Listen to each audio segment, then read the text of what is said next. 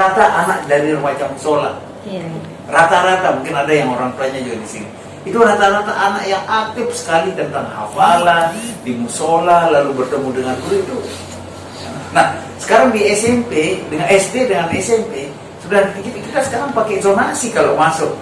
Dia mau raportnya kayak apa saja warnanya, kalau dia sudah mau di SMP 2 dia dapat.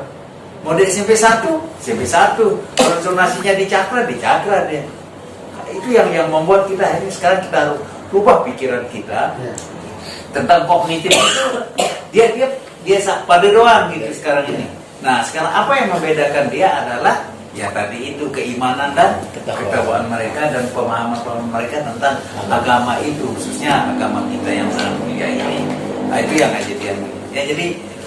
Jadi apa yang saya pengalaman, kalau yang ke kampus pasti anak SMA 1 itu jadi merbot masjid kampus di mana-mana. Karena tadi itu anak-anak itu anak fakultas kedokteran, anak fakultas teknik yang tadi naik, sehingga kita coba sekarang di SD ini pasti dia sejalan. Kalau sudah hatinya teduh, maka dia juga akan belajar dengan teduh juga, walaupun orang tuanya mungkin jadi agen narkoba dan lain sebagainya.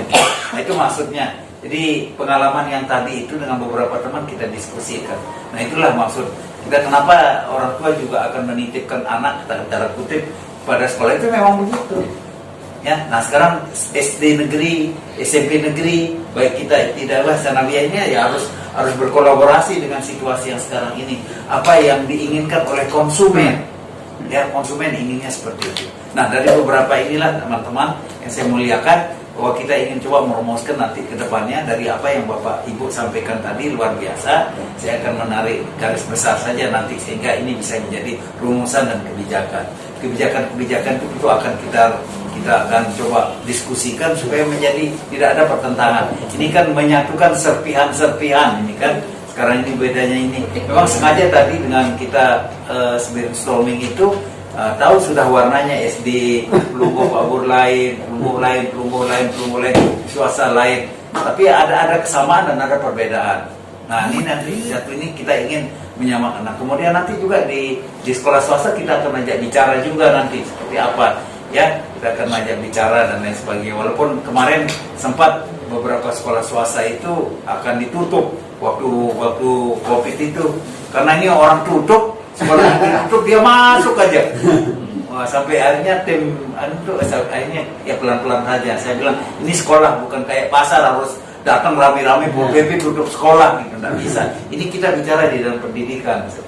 Jadi disitulah akhirnya pelan-pelan kita, siapa yang kemarin dipanggil minta diskusi, akhirnya lama-lama juga ditutup juga sementara itu.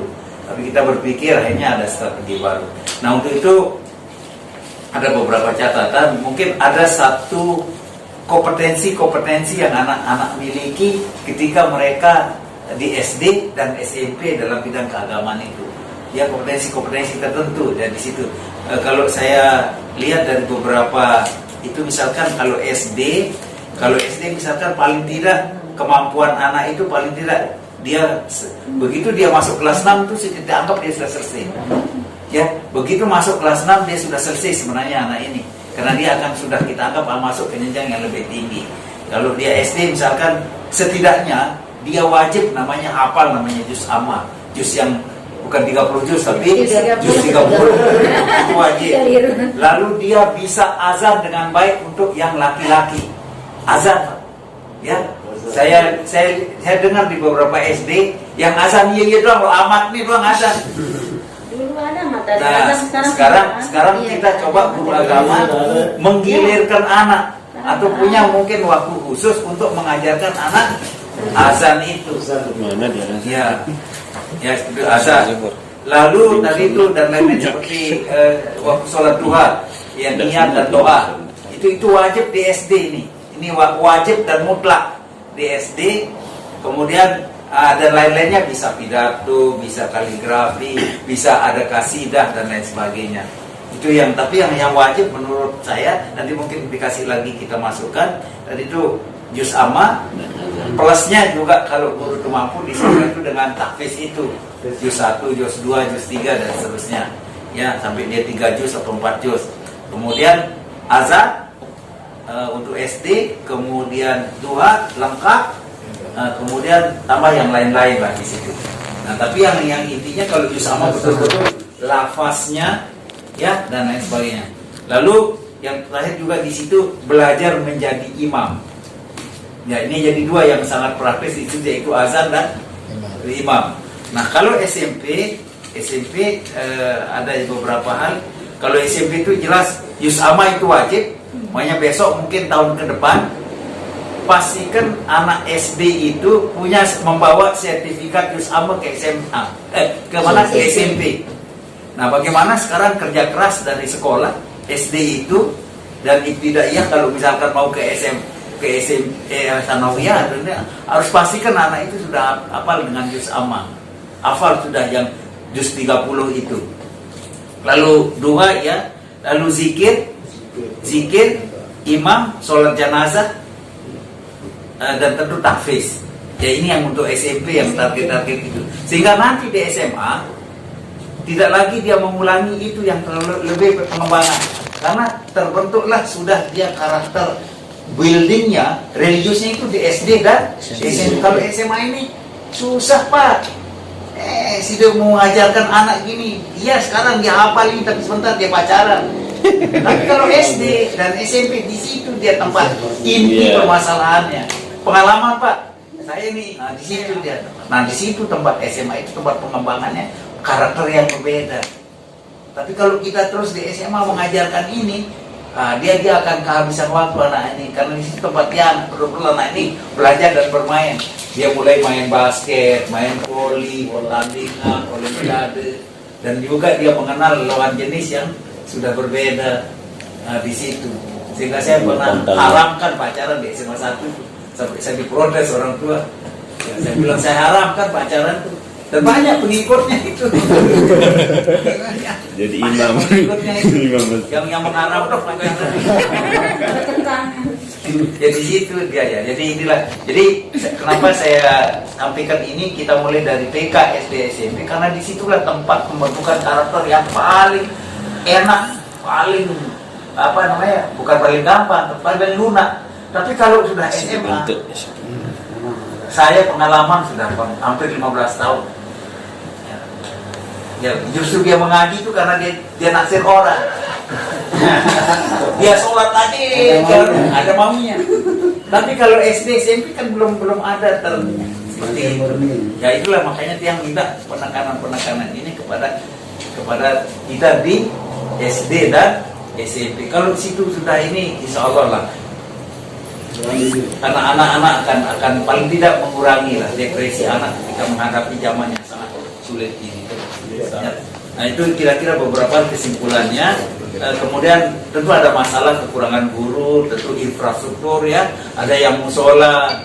Nah, ini saya kemarin senang sekali masuk di musolanya SD berapa kita? Ya, 32. Ya, sudah tak masuk musola. Sekarang kita ke sekolah dasar kemarin, kenapa dia minta lagi? Karena ada 10 sekolah yang kunjungi, isinya semut, kelapis, terus berarak, laba-laba, musola.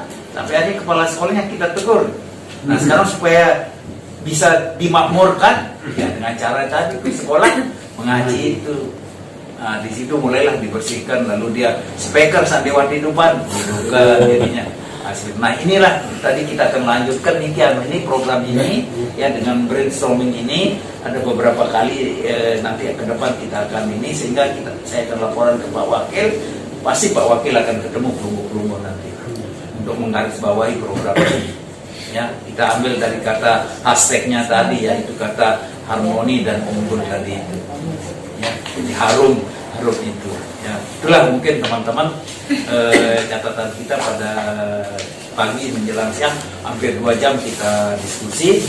Ya, mudah-mudahan apa yang saya sampaikan ini bisa teman-teman rekam, dan nanti semester kita PPDB-nya Juni.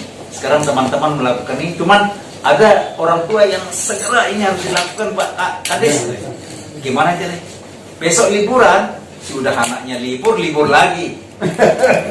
Besok guru tidak ada tugas apa-apa, kan libur. Nah, maunya orang tua itu di saat libur itulah coba memulai dengan virtual.